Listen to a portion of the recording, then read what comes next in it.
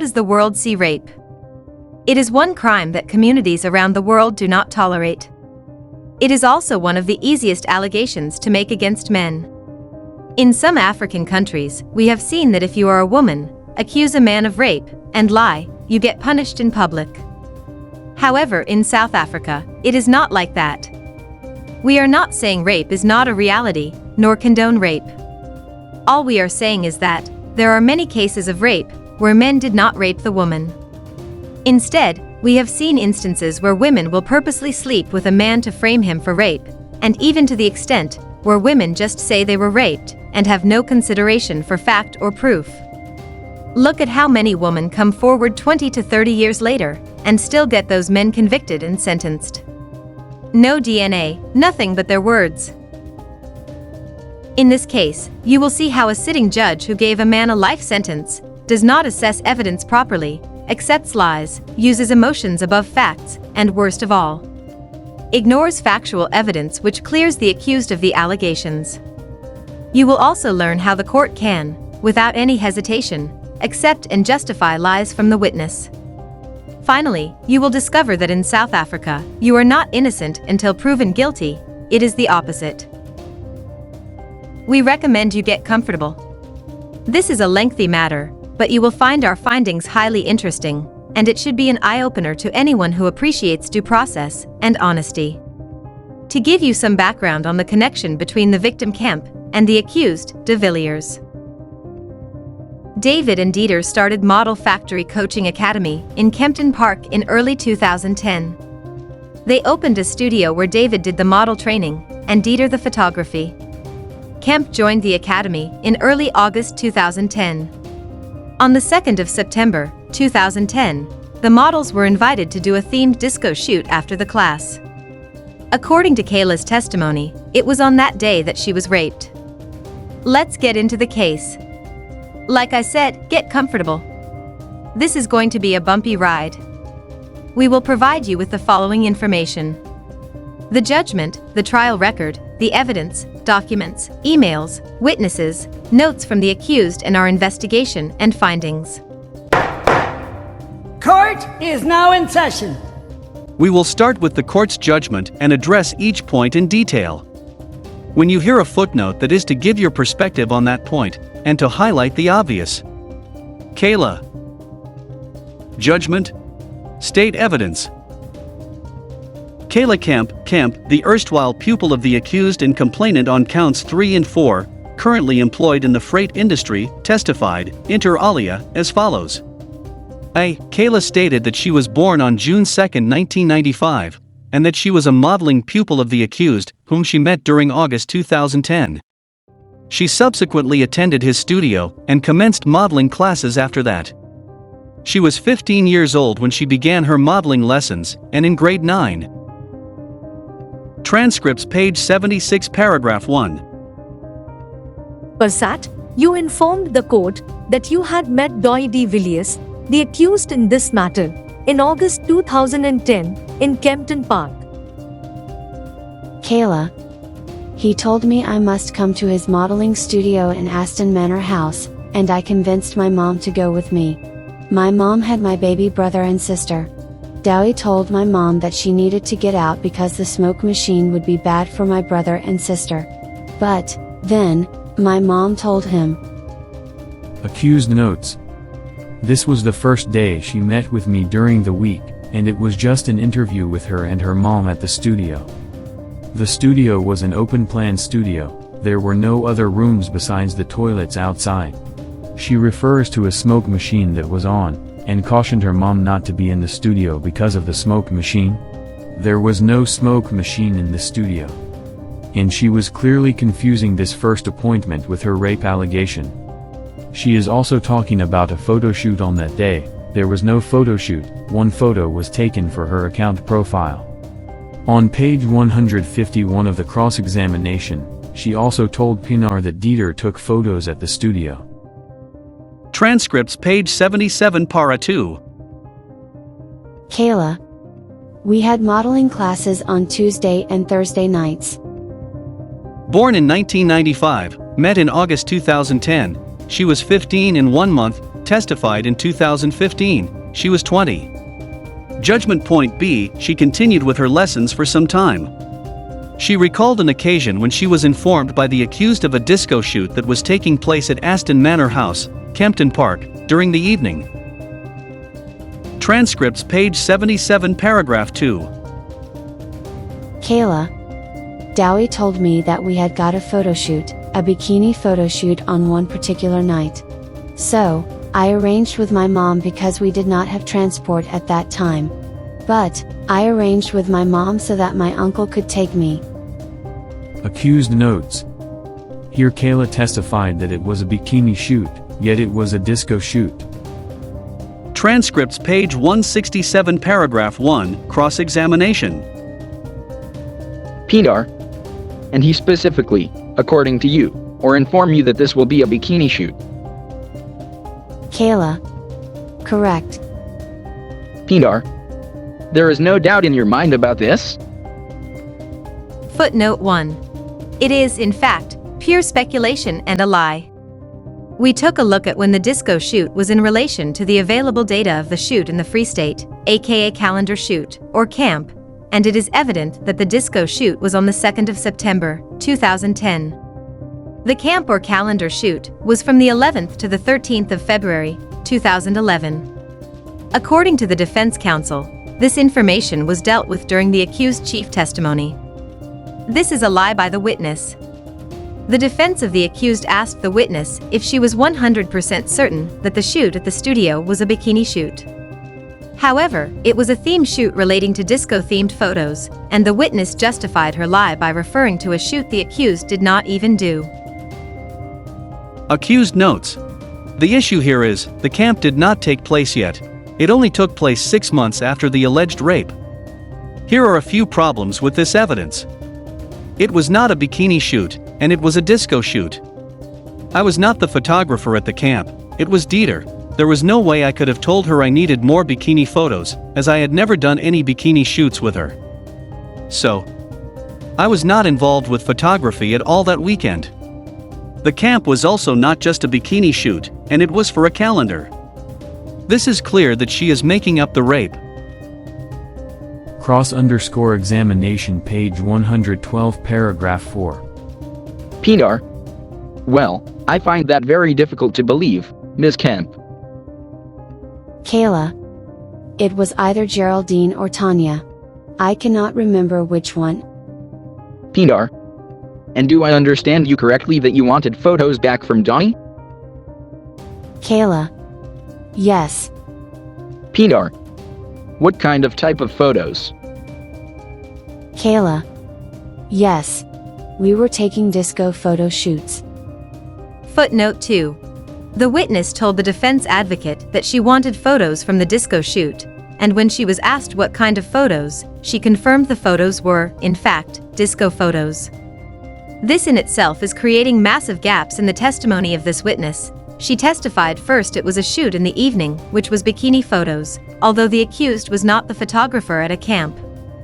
Furthermore, the camp only happened 6 months after the alleged disco shoot, so according to the witness, she had to get more photos done from a shoot that had not happened yet.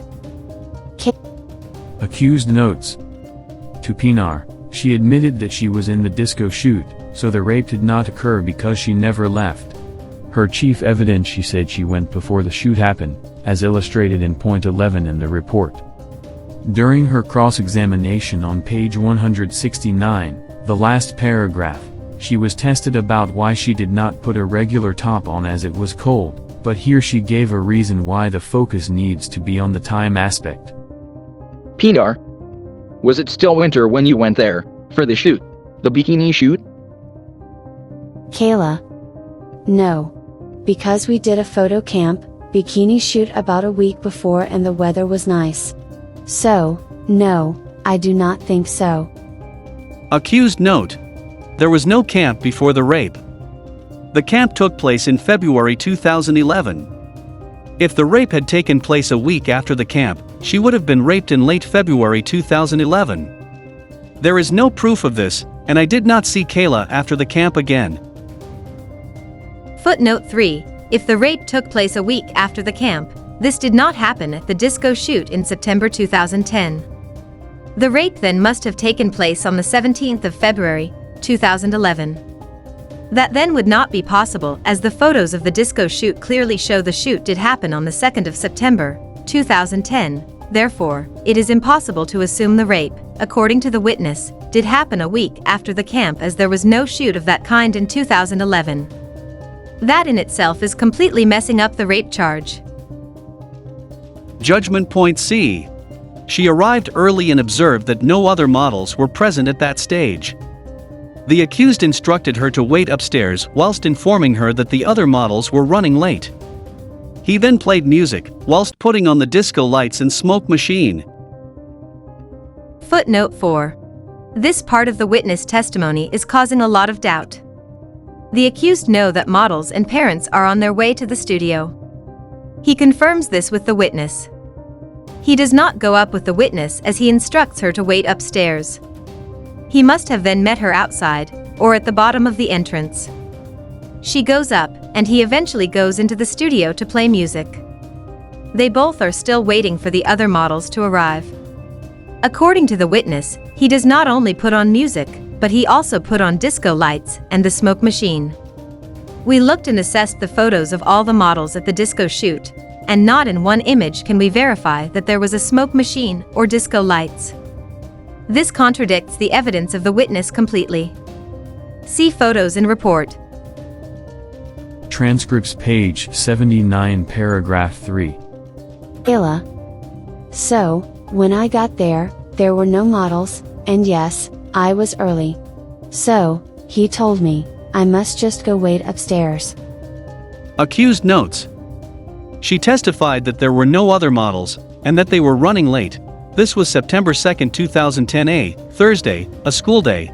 So it was after school. She lived in Edenvale, and with traffic and distance, it was common cause she must have arrived at around 3:30 in the afternoon. Transcripts page 79 paragraph 3.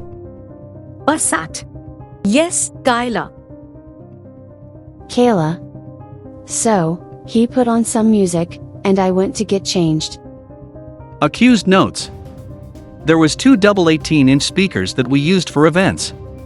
We used the sound system during training evenings. They can go extremely loud. It is important to note that this studio was in a corporate office block. No noise was accepted during the day until 7 p.m. See illustration of studio and report, top view of studio.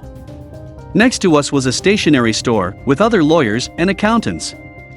No way the music could have been loud for other people to hear it.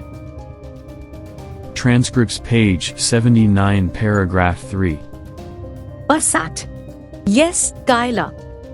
And then what happened? Footnote 6. The witness testified that she changed into a bra, bikini bottom, and a skirt. She then sat on the couch opposite the open studio door, and he kissed her, which led to the rape because the accused said he did what was right. Just reading that part of the testimony is not making sense.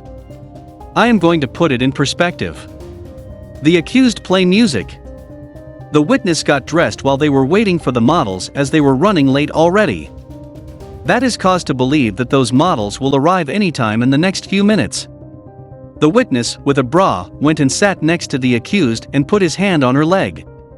She does not jump up or question him.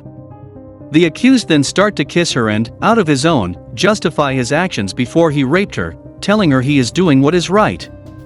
Without her resisting with an open studio door, he then forces her over the armrest of the couch? None of that is making sense. We observed that the accused must be stupid or brave and had no worry about raping a minor, getting caught in the act, and going to prison. Transcripts page 80 paragraph 1. Illa. I wore my bra. Had a bikini top that had a clip at the back. As I fitted it on, it popped. Basat. Yes, Kyla. Kayla. And then, I still had my bikini bottom on. Then, I walked. Accused notes. We provide the court with the photos taken from the laptop, in and during court, with the supervision of the state advocate, Mr. Pinar, and the police officer. The photo, see rapport, was where Kayla wore a pink top and black pants. There are no photos of Kayla with a bikini. The clothes she wore for the disco shoot were the theme, not a bikini. She said the bikini clip broke and had to use her bra. As a professional photographer, there would have been no way to shoot a bikini shoot where a model wore two different clothing items in the first place. She added that she had a skirt on with the bra and bikini bottom. There is no proof of this. Important fact. According to Kayla, she gets to the studio by 3:30. It is a disco shoot where she is asked to shoot in a bikini. She later said that after the rape, which to her version, was before the models got there around 5 p.m. Yet she told the state that she was only in one shoot, the disco shoot of which she did not, and could not do because she left before the shoot started. Yet, later she contacted Van White complaining she didn't get those photos, and that she was raped. The photos clearly show that she did participate in this shoot, and that she did not leave by 5 p.m. as per her rape claim. She left before 9 p.m. It is clear in the photos of the disco shoot that 1. She was there and did not leave by 5 p.m. 2. She did not wear a skirt, bikini with a bra. 3. There was no disco lights or smoke machine. 4. There could not have been noise. Clearly, her rape version on this alone is not possible. Transcripts page 80 paragraph 3. MS Passat. Yes, Kyla. And then? Kayla. And then, at that time, there were still no models coming for the photo shoots. Then, Dowie told me, I must come and sit on the couch, next to him. Passat. Yes, Kyla. Kayla. So, I did. Then, he put his hand on my leg. And then, intervene. Court. Sorry. Hold on a second.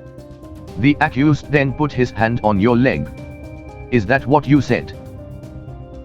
Kyla, yes, my lord. Court. Okay. Just take it easy and take it slow. Passat. Okay. Kyla, and then, what happened? Kayla. Then, he started kissing me. I told him, Dowie, stop. Dowie, stop. Accused note. Kayla said she sat next to me where I placed my hand on her leg, kissed her, and she twice told me to stop. Pinar did test her on this. Transcripts page 182 the last paragraph, and page 183 paragraph the first paragraph. Pinar. So, the music was not loud? Kayla. It was loud. But, we were sitting next to each other. It was loud. Pinar. Were you shouting? Were you shouting at each other to hear what the other one was saying? Kayla. Well, we were raising our voice, so it is, yes. Pinar. Are you sure about that? Kayla. Yes. Accused notes. Kayla was adamant that the music was loud, so loud that we could, according to her evidence, not have a normal conversation. Transcripts page 183 paragraph 2. Pinar. But, there is a, Ms. Kemp, there is a big difference between talking and raising voices. You see, you are only saying this now because I am, with all due respect, I put it to you. I am busy putting you in a corner now. This is why we are raising, and you are saying this now. Any comment on that? Do you agree with me or disagree with me? Kayla. I agree with you, sir. I agree with you, sir. Footnote 7. The witness was explicitly asked if the music was loud. She was adamant it was loud, and the state advocate questioned her, and the witness, without hesitation, replied with a yes. The defense advocate tested her, and she eventually admitted to Mr. Pinar that she was lying. This was not the first lie she was telling. Accused notes. Take note here, Kayla admits she makes things up when advocate Pinar put her on the spot. Pinar pushed her to point out a very important lie during her cross-examination. Again, see the timing. Pinar. You never, or yesterday, you said to us that you screamed, "Stop, stop." Kayla. I did scream, "Stop, stop." Yes. Pinar. Sorry? Kayla. I did, yes. Pinar. Did you scream, at the top of your lungs? Intervene. Kayla. No, intervene. Pinar. For him to stop. Intervene. Kayla. Not at the top of my lungs. No. Pinar. Why not? Kayla. Because there is no point of screaming on top of my lungs. Court. Sorry. What was the answer? Kayla, there was no point in screaming on top of my lungs. Pinar. Why not, Miss Camp? Kayla. Because no one was going to hear me. Versat, my lord, I did not get the last bit. Because Court. Because nobody would have heard me. There was no point. Pinar. For starters, people downstairs? Kayla. It was at night. Pinar. No. No. No. You arrived there in the afternoon, you told us. Kayla. Ja. Late in the afternoon. When I left, it was dark. Pinar, no. I am not talking about when you left. I am talking about now, this incident on the couch. Pinar. People downstairs could have heard. Kayla. No one was there. I do not think so. No one was ever there when we had classes. It was the time when we had classes. Pinar. Are you guessing this now, that none of them was ever there, downstairs? Are you saying people were not working? Intervene. Kayla. I am not saying, after 5 o'clock, I said, I do not think anyone was working. Pinar. Yes. Kayla. Because when Dowie said the photo shoot is between our class time.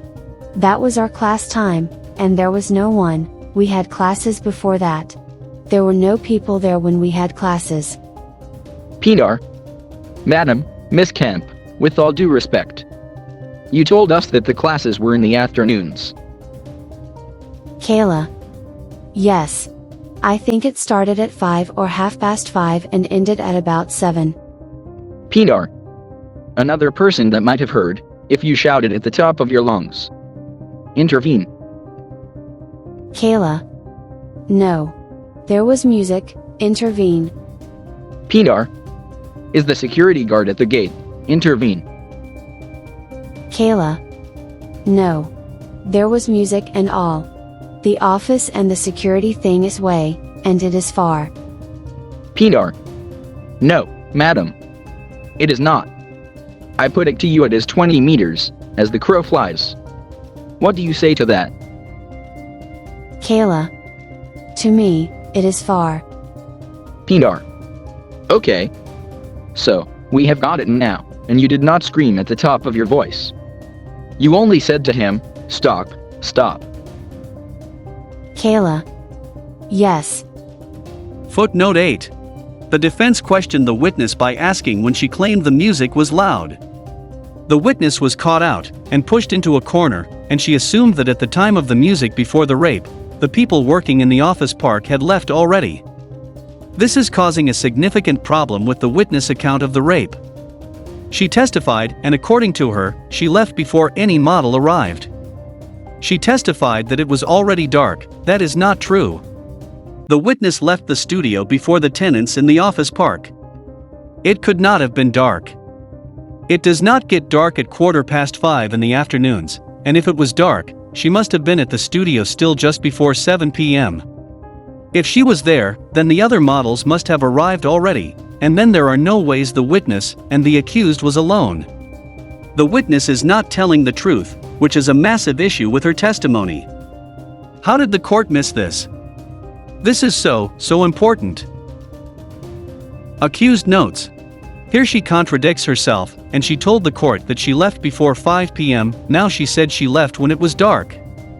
In September in Gauteng, it only gets dark at or around 7 p.m. So if she left before 5, it was not dark at all. She claims she did not scream that I should stop because no one would have heard. This is a massive contradiction. It was a weekday and the people worked until roughly 6 p.m. She said no one was there during classes, it was not the question, and she said she did not scream at me to stop as I kissed her before the actual rape, yet she confuses herself and talks about when people are not there when we have classes. This is proof that she was not raped and made this up. There is nothing precise or accurate about her statement. She assumes that no one was working on a perfectly normal working day. It is irrelevant to her not screaming for help. She did not scream because the rape did not occur. She had to make it believable, but got her facts wrong completely. Again, she is contradicting herself, and she said the shoot was after the class, which makes my version accurate. The shoot did take place after the class, which started before 8 p.m. During the classes, accordingly to Kayla, she was not there because she said that her dad picked her up before anyone arrived. The classes started at 5:30, and she had left already. According to her testimony, she was already raped and left. How could she know what happened during or after the class? If she was there, other models were there. And everything she claimed is false. The rape could not have taken place. And we could not even have been alone, for that matter. The proof we handed in shows Kayla was indeed in the disco shoot photos, and that evidence proves that she was not raped. This evidence was not dealt with by the court at all. This confirms my version and shows that Kayla was never raped or even alone with me. Here she changed her version, lie, that she screamed, now I only told her. This again contradicts her claims about the music being loud. Because it never happened, we were not alone, as she claimed, and the rape could not have taken place. Kayla was a terrible witness, and she kept changing her story to the extent where she admits to advocate Pinar, that she is making things up when she is pushed into a corner. So how could this court say she was good, reliable and precise in her testimony? Transcripts page 84 paragraph 4. Court. What did he say? Kayla. Please, I said, please stop, please stop. Court. No. What did? After he started kissing you and you told him that he must stop. Intervene. Kayla. He said, intervene. Court. What did he then say? Kayla. He said he is only doing what is right. Court. He is only doing what is right. What is right? Kayla. Yes. Just stop there. Judgment point, E. He thereafter put on a condom on his penis and penetrated Kemp. She told the accused to stop on 2 occasions, to no avail. He continued until he ejaculated and got off Kemp. She got up and ran to the bathroom, locked herself into the cubicle and got dressed. She thereafter telephoned. Transcripts page 85 and 86. Sat. Okay. Stop, Kayla. Yes, Kayla. And then? Kayla. He had my hands above my head. Then, he took out a condom and he intervened. Sat. Just. Okay. Stop for a minute, Kayla. Court. And he then took out the condom. Kayla. Yes, my lord. Persat. Then, what did he do? Kayla. He put the condom on. Then, he penetrated me. I am telling him, Dowie, please stop, please stop. But he just did not want to. Sat. Okay. Kayla, stop for a minute. Kayla. No. Court. Is that what you said? Kayla. Yes, my lord. Court. Okay. Now, again, my appeal to you is that counsel for the accused is having extreme difficulty in hearing what you are saying. as well as the court. Please put the microphone right next to your mouth and speak up as loudly as you can. Kayla. Yes, my lord. Court. Thank you. Passat. Okay. Kyla, where did he put the condom on? Kayla. He put it on his penis. Passat. And then, you said that he penetrated you.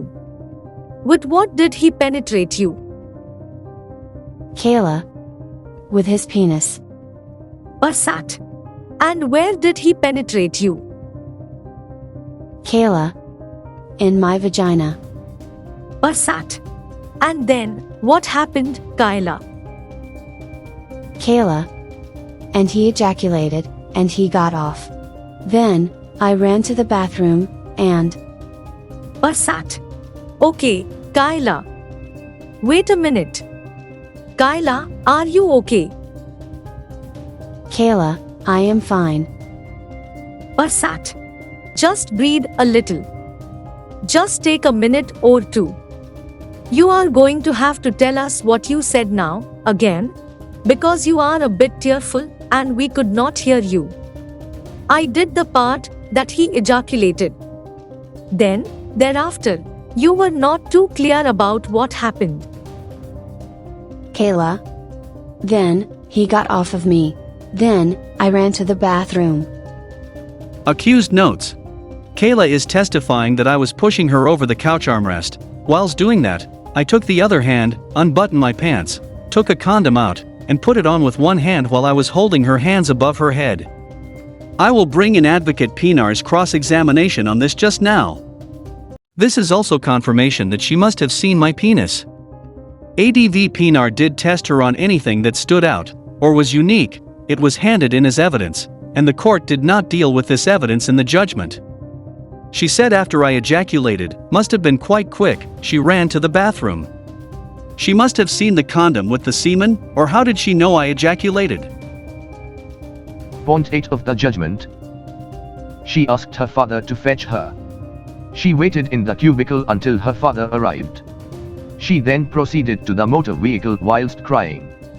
She told her father that she was feeling unwell, and that the smoke machine had given her a headache. She did not inform anyone of the rape, as she was afraid that her parents would stop her from attending modeling classes, which would sound the death knell of her modeling career. Transcript page 87 paragraph 4. Court. So, you told this court that your dad then said to you that he was outside. Once you received this information, you proceeded outside.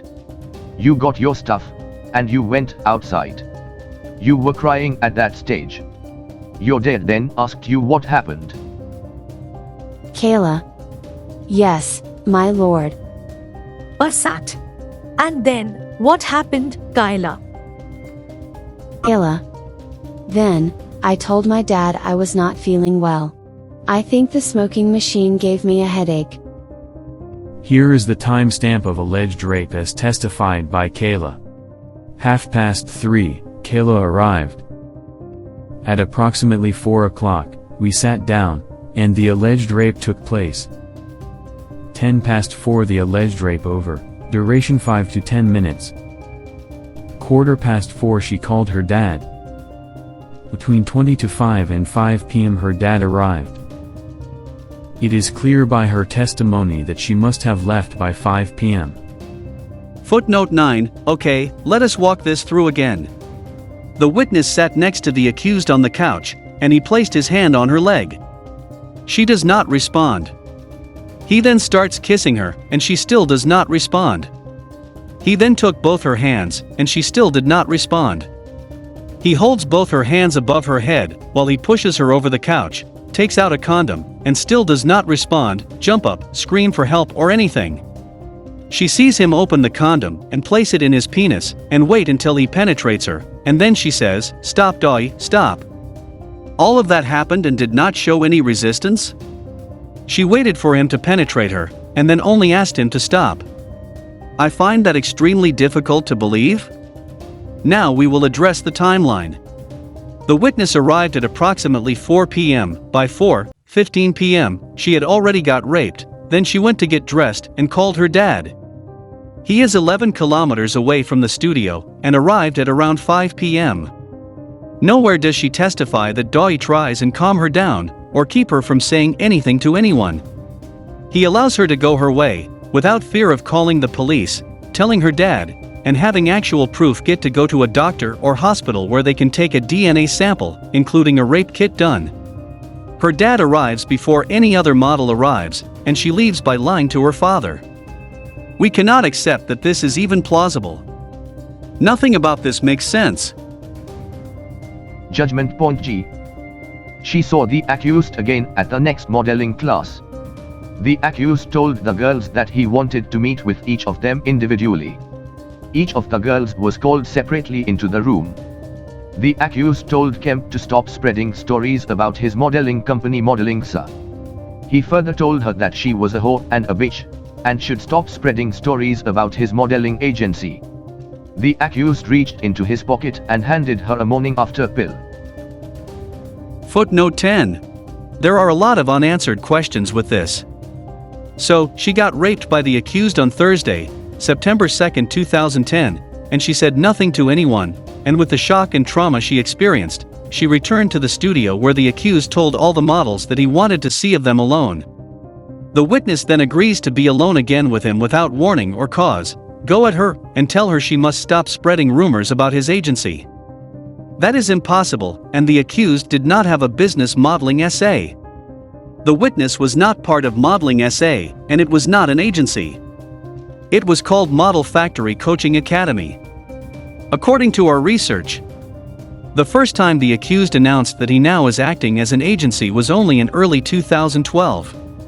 It gets better. The accused, 5 days after the rape, managed to buy a morning after pill, and while all the other models are thereafter, he shouted at her and told her she is a whore and slut, still incriminate himself further by handing her a morning after pill. What stopped her from calling all the models and showing them what the accused just did? Nothing, but none of that happened. Again, looking at the witness's testimony, we find it difficult to establish a point where we can say there is no doubt that she was raped. The more we got into the details of her testimony, and looked at the plausibility, the harder it became to see the truth in what she was telling the court.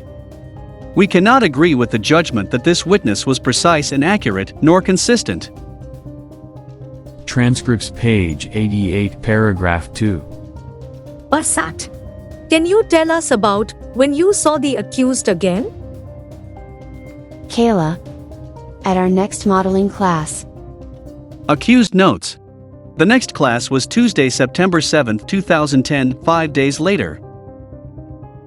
Basat. And then, what happened, Kyla? Kayla. He told us there was a whole group of girls. He told us, no, he wants to have a meeting individually, with all of us. Basat. Okay. Stop, Kyla. And then, Kyla.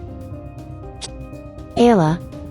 Then, he called us individually up, into the room, where you just take photos. All of us were standing out there by the passage. Accused notes. This was strange. Why would I call them into the room alone? Kayla did not elaborate on what stories or why I suggested she did. This discussion never took place. This also confirms the layout of the studio. The door is at the stairs where you come up, looking directly into the studio where the couch was against the wall. If I were busy having sex with her, the very first person walking into the studio would have seen me on top of Kayla. Yet, we never closed the door or locked the door. Kayla was tested on this, and she admitted again for lying about this fact. Transcripts page 88 paragraph 2. Basat. Yes. What did he say then, Kyla? Kayla. I must stop spreading stories about his company. I am such a bitch. No one is ever going to love me. I am a whore. Footnote 11. We find this statement to be random. The state did not ask her why or how the accused would know that no one would love her. We share the opinion of the defense counsel that she was making things up, basically, lying to create events that did not happen. This sound like a person who was told what to say but could not remember all the details, dates, times and people.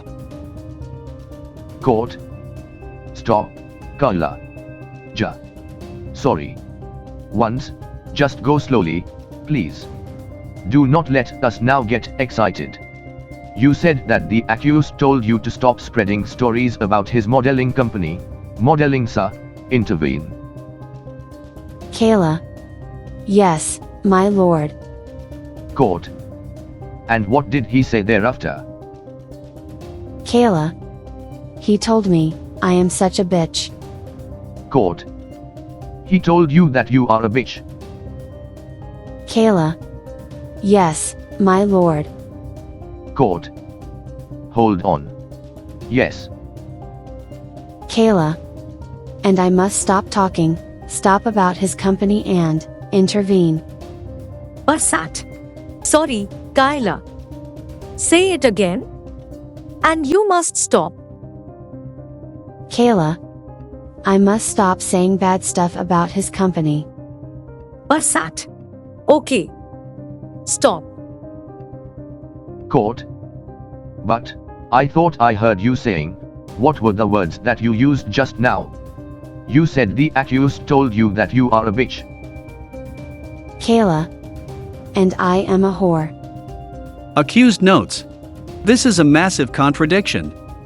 The company was not called Modeling South Africa, it was called the Model and Talent Academy. She was a student at a modeling school. I don't understand what she possibly could have said about a company she knows nothing about. This is proof that she was in contact with Ravi. Dominique Rensley, Ravi Raja and Dion Van Wyk started the accusations, which was when Dominique and I broke up, and that company was called Modeling SA. This confirms the conspiracy between them. It was not me telling her not to spread rumors, she was part of the rumors before the trial started. Transcripts page 90 paragraph 1. Basat. And what did you say next? Kayla.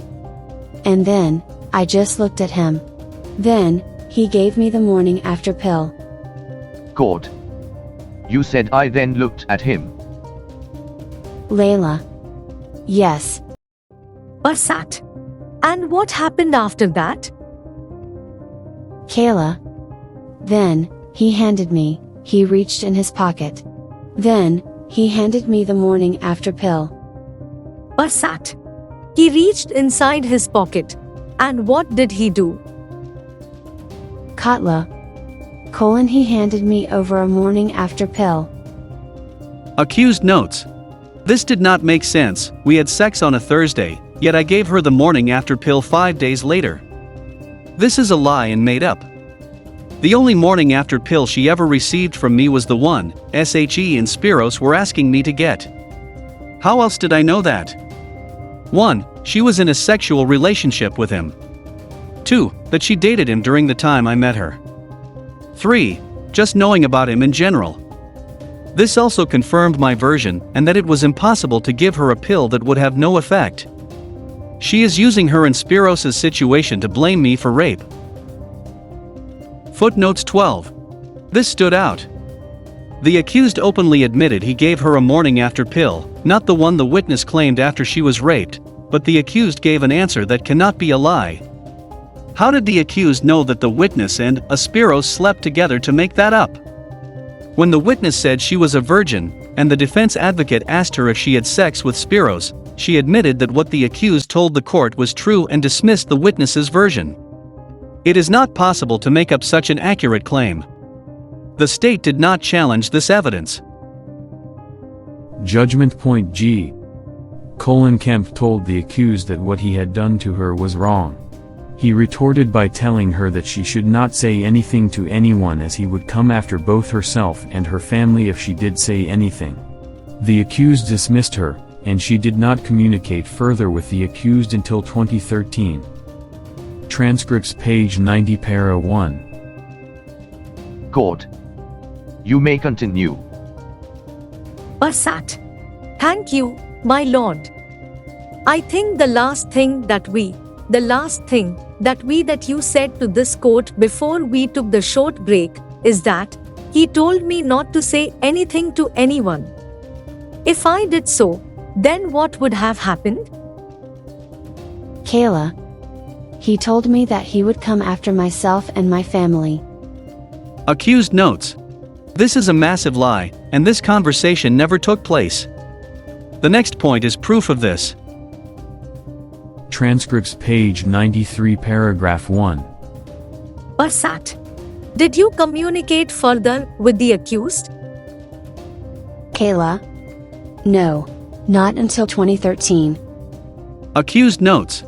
What Kayla is stating here completely contradicts and nullifies this entire rape claim. She said that we never saw each other again after that last class on Tuesday when I gave her the morning after pill and told her I would come after her if she told anyone. Here is the problem. 1. Kayla was part of the academy up until the calendar in 2011. 2. The calendar was part of my business. Dieter worked with me, and we took the models to a camp in Due Rust in the Free State. So, if she never spoke to me again for all that time, how did we communicate with the camp? 3. She claims the camp was before the rape. It is not possible, as it was 6 months after the alleged rape. So, she made this up and is not telling the truth. 4. The chat in 2013 was also not between her and me, and it was as the evidence that we handed in that it was, in fact, Ravi and her. From the time of the camp to date. 5. I have never spoken to her again after the camp till when we met in court. Judgment point H. Later, she communicated with one Dion, who had asked her whether she had been to the accused before. She informed him that she knew the accused, and was not who he says he was. Further, that the accused had raped her. Dion then informed her that she should not worry, as a team of investigators working on the matter regarding the accused, and that justice would ultimately be served. Footnote 13. This was disputed by the defense advocate when he asked Dion who told him about the rape. She denied the witness claimed that she told him. Dion said Ravi informed him. I have to question this then, if the witness did not tell Dion who told him. The witness said she only told Dion, yet Ravi reported this to Dion. The accused argued that there was a plot to frame him. The state and the court dismissed those claims. The evidence, see BBM messages, clearly showed that Ravi pretended to be Dai. It is not our opinion but proven through all the evidence. For this reason, we do not see the truth or accuracy in the witness's testimony that the accused would only threaten her 5 days after the rape at a modeling class. Transcripts page 93 paragraph 2. Basat. What did you tell Deun, Kayla? Kayla. I told him that Dowie is not who he claims to be and that he raped me and intervene. Accused notes. Pinar did deal with this matter intensively. I will elaborate on our evidence. Judgment point J. A few days later, she received an invitation on BBM from a person who gave himself out under David Toddy. She duly accepted the. Please look for the link to the report in the subscription to follow the evidence. We have added all the supporting evidence related to the cloning of the accused identity, email warnings and notices, images of the studio and shoot, and all other supporting evidence. Transcripts page 93 paragraph 2. Court. Okay. Stop. Yes. You got this invite on BBM. Court. By the name David Toddy. By the name David Toddy. Kayla. Correct, my lord. PNR. Is it Toddy or Toddler? Court. Toddy. Toddy. Kayla. Correct, my lord. Pinar. Thank you, my lord. Basat. And then, what happened, Kayla? Kayla. So, I accepted. Then, a couple of minutes later, his name changed to Dowie CEO or something. Basat. This David Toddy that you referred to, did you communicate with that person on BBM? Kayla. I did not. No. Footnote 14. The witness testified and said she got a BBM invite from the accused. I find that strange that he will invite a person, and then change it to his actual name. We can confirm that the accused had the same messages from a Daitati when a mother took screenshots from a Daitati asking her daughter for pussy pictures. The mother immediately confronted the accused at the time this happened in 2013. At the exact moment when this took place, the accused was on a flight to Port Elizabeth, confirmed. The accused asked the mother to save all those messages and verify the BBM pin. The mother did that and provided a copy of the messages to the accused. They confirmed together that the BBM pin used was the BBM pin of Ravi Raja, the same person who spoke to the witness with an identical profile when he asked Danica for pussy pictures. Those messages were handed in as evidence along with all the BlackBerry devices and emails. This confirms that the BBM used to address the witness was identical, and that is proof that it was not the accused who spoke with the witness. Further, the accused also handed in a transcript of BBM messages where Dion, Ravi, and the witness discuss how they will frame the accused. All of the above evidence was ignored by the court. Accused notes. This was the state's witness evidence to confirm Kayla's version. The state used this to pin the accusations against me. I have a problem with Kayla's a few days later, she said in the previous point, and that we did not have any contact until 2013, here it is a few days later. So, this again contradicts her entire version. We handed to the court intensive evidence to prove that the BBM pin used in the messages between Kayla and me was, in fact, Ravi's pin. It was in black and white. There was a complete transcript handed in there. Kayla, Dion, and Ravi planned the plot of rape against me, and that evidence was completely ignored by the judge. We handed in as an exhibit 1. Emails to agencies across the globe informing them about this very BBM pin stealing people's identities. 2. We handed in original copies of the messages that warned models against Ravi with that very BBM pin.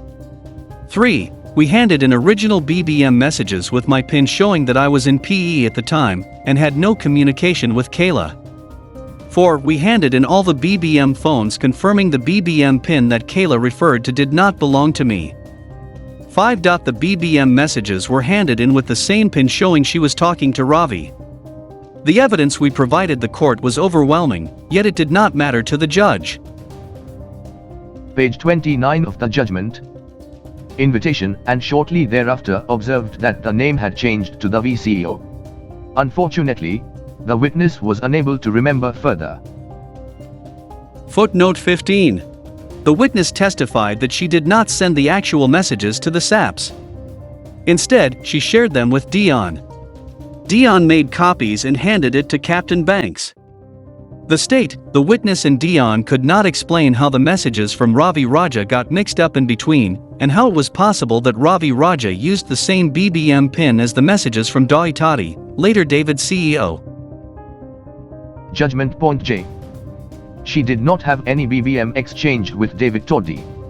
The VCO then wrote to her that he had not raped her, but that they had made love. He then asked Kemp if they could do it again, and asked her for pictures of her vagina.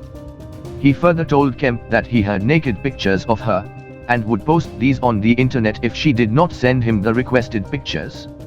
She asked him what naked pictures he was talking about, and the accused did not respond. She became scared and sent the BBM exchange to Dion, who informed her that she should not worry as the matter would be sorted out. She thereafter deleted the accused as a BBM contact. Transcripts page 94. Court. Sorry. Just stop there. You said he said hi. And then. Kayla. My lord, I cannot remember exactly word for word, but, intervene. Court. But, just give the court the thrust or the gist of it. Kayla. He told me that he did not rape me. We made love and, intervene.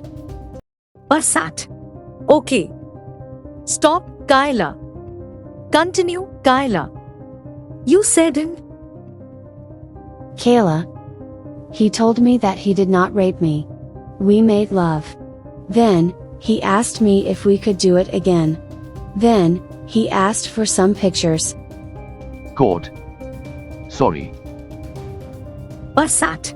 What pictures, Kyla? Give me a minute before you answer that, Kyla. What pictures, Kyla? Kayla. He asked me for pictures of my vagina. He told me that he has naked pictures of me, as well. Basat. Okay.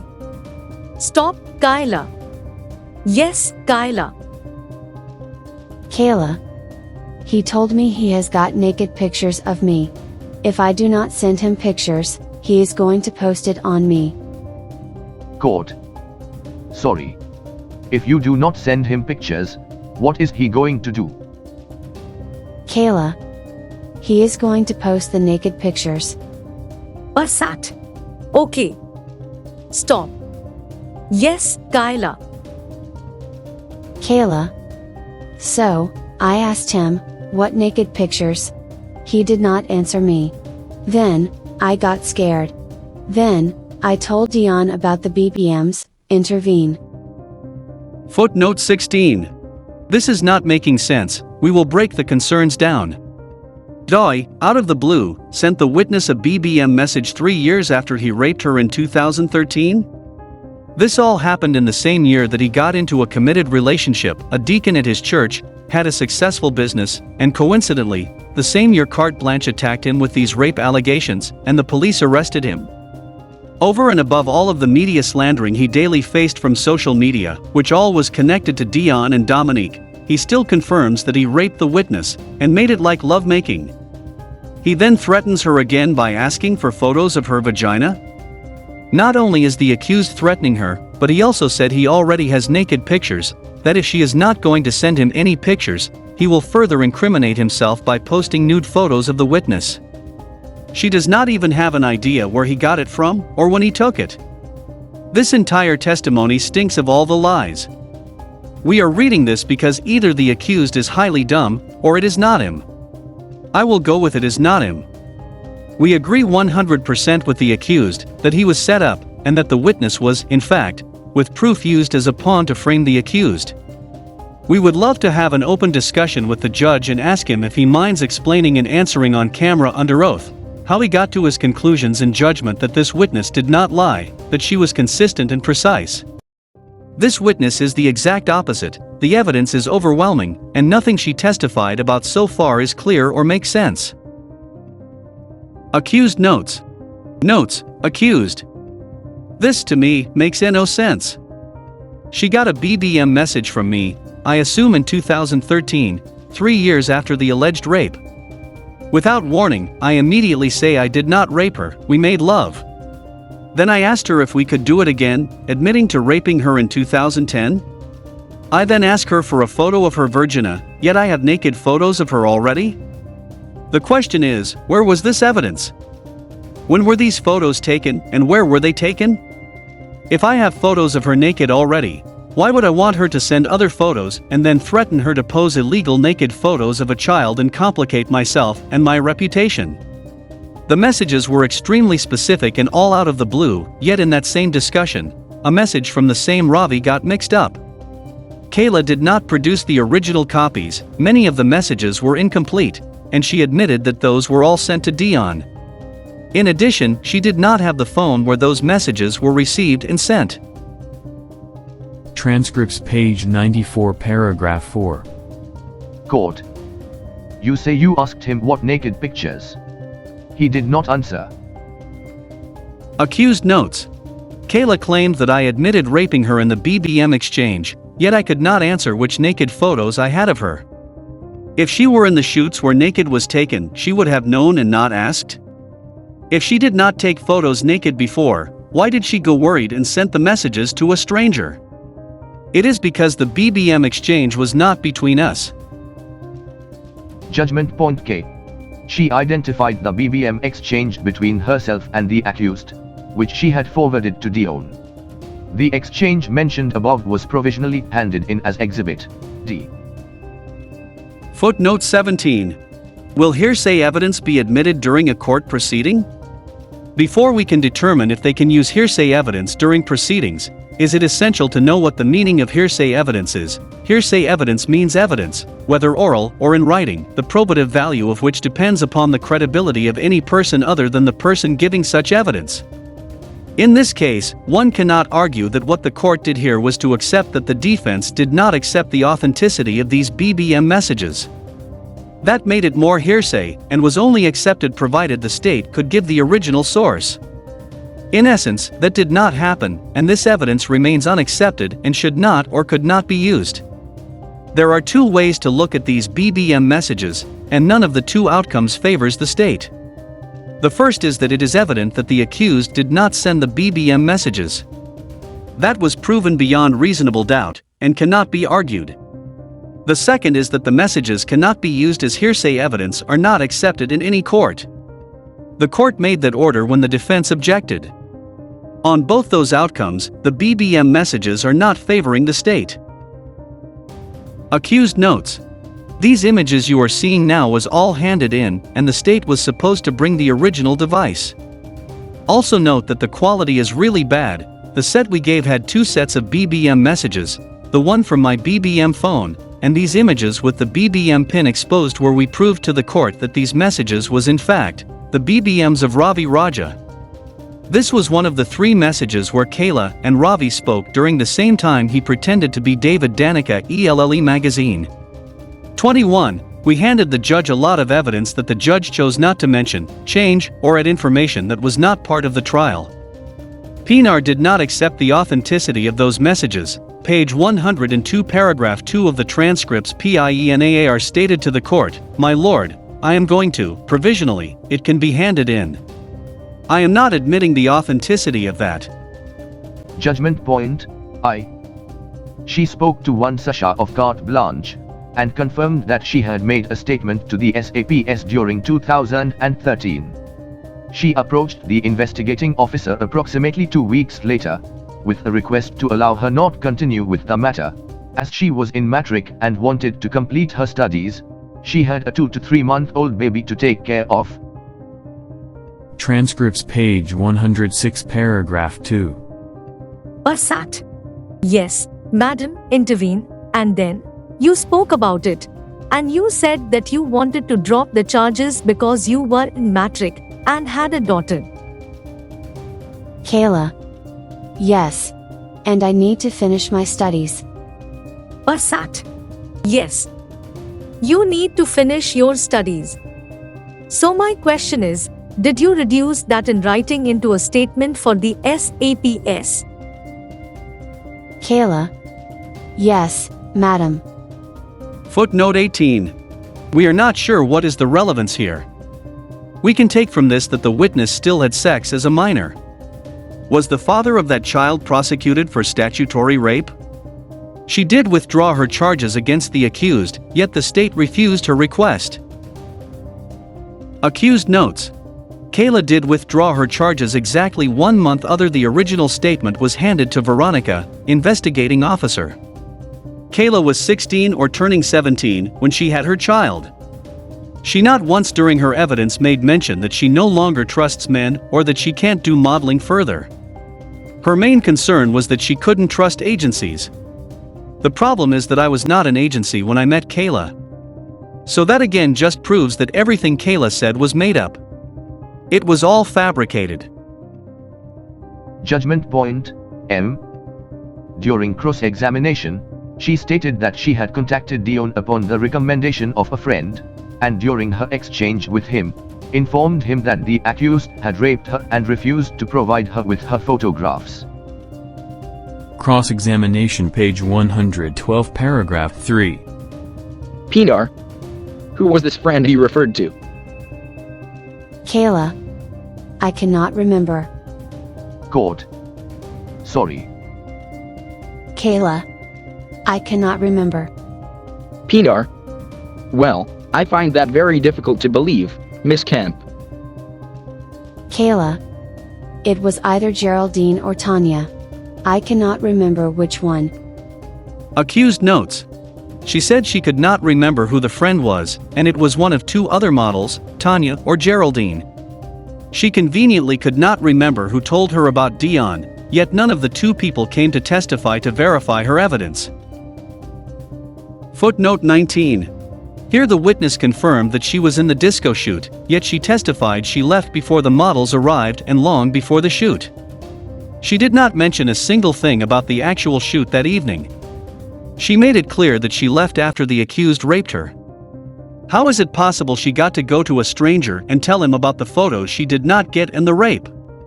This contradicts her testimony. The one cannot happen if the other did happen, so if she was raped, there could not be any disco shoot photos. If there were disco photos, she could not be raped, and everything she said was a lie. We have the photos, and it was the disco shoot, that's undeniable, and for that, she did do the shoot, and could not be raped. According to the judgment, I also need to point this out, and she is now calling Dion a stranger. Yet, the defense's BBM transcripts that were handed in as evidence show Dion, Kayla, and Ravi comfortably discussing the plot against the accused? We need to ask, why is this court ignoring such substantial evidence? Judgment point, N. She had observed that the accused had removed his shirt at the time when she returned from the bathroom before he raped her. She did not find this conduct strange as the accused usually removed his shirt during previous photo shoots. Footnote 20. This statement made by the witness is widely speculative. We took this point and assessed the number of photo shoots the witness did with the accused, to find if he did remove his shirt during shoots. The witness started in June 2010 and Dieter took one studio photo, not a shoot, of the witness for her membership profile. Then the accused did the only shoot with the witness, the disco shoot. The witness's only other shoot was the camp's calendar shoot, which was not done by the accused. This makes her accusation that it was not weird for her to see him without a shirt is a total lie. There is no proof, not in the transcripts, and not in all the photos we looked at. This never happened, and this is proof that the witness made this up to justify her lie about the rape. Accused notes. This is insane. Kayla admitted we only did the disco shoot of which, according to her, rape allegations could not have taken place. The reason why this is a false statement is that 1. It would have been the first shoot with Kayla. 2. She was in no other shoots to observe me without a shirt. 3. The judge mentioned shoots plural, which means there were more than one, and yet there is not one photo to prove that there were any other official shoots where I took Kayla's photos. Judgment point N continues. She subsequently unilaterally disclosed that she had a sexual relationship with the accused on 2 previous occasions, before the rape. She felt obligated to engage in consensual intercourse with the accused during August 2010, as her mother was unable to pay fees, and the accused had said that he would sponsor her. Cross-examination Pinar, cross-examination, page 183 and 184. Pinar. You have no idea why he is doing this. Kayla. No. Pinar. Am I correct? At the time. You had no idea, at that time, why he was doing this. Kayla. It was probably because he said he would sponsor all my photo shoots and stuff. Of course, he did not, or he did, but maybe this was like payback. Court. Sorry. Just repeat that. You said no idea. What was your question? Pinar. No idea why he was doing this? Court. And what is your response thereto? You said something about payback. Kayla. My mom could not afford us to do modeling, and Dowie said, do not worry. He will sponsor me. Maybe this was like payback because we did not pay him any money. Court. You say so maybe this was payback, or so this was payback. What is your response? Did you say your mom could not afford fees and did not pay any money, so? Kayla. Dowie said he would sponsor me, intervene, yes, intervene, so, maybe this was like payback. Pinar. Why do you say it is payback if he, according to you, you said he would sponsor you? Payback for what? For not paying the money? Kayla? No. I do not mean it like that. It is just, and now he has got an advantage over me. Pinar. There was no discussion about your contract or sponsoring or anything like that when you joined him on the couch. Kayla? No. Pinar. Alright. So, now this happens, and you think this is payback. Did you ask him, why are you doing this? Pinar? Yes. He said he was going to do what was right. Footnote 21. This is hearsay, and the witness is talking about a payment that was not discussed with her. There was no corroboration from the witness' mother confirming this. This has no meaning, and the court should not have accepted hearsay. Accused notes. There is so much wrong, and this is hearsay, said she thinks it's probably payback. The issue here is she was a student, and the agreement with payments was between her mom and I. She started in middle July 2010. If they didn't pay, it would have been for only the month of August. There was never a discussion between Kayla and me about her August fee not being paid. She then said it was not about the money, but I have an advantage over her. This does not make sense. Judgment Point B. She admitted that she had lied when she testified that she was a virgin at the time of the rape, as she was very scared. Further, that she did not want the SAPS to pry further into this matter, and wanted to withdraw the matter as she was desirous to focus on her studies and her daughter.